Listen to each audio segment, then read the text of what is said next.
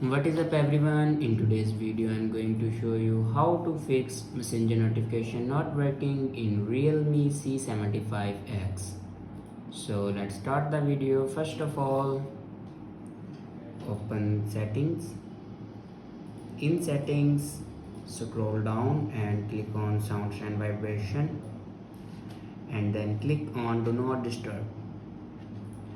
Now here you can check your do not disturb. If you turn on your do not disturb, then turn it off. After turn off your do not disturb, then go back and click on notification and scroll down and find messenger app, and then allow your messenger app notification. After allow your messenger app notification, then go back and scroll down and click on apps, and then click on app management. Now search here messenger.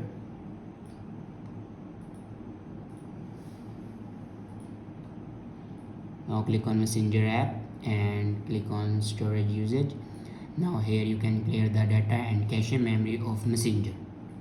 After clear the data and messenger cache memory of messenger, your problem will be fixed. I hope this video is helpful for you. Thanks for watching.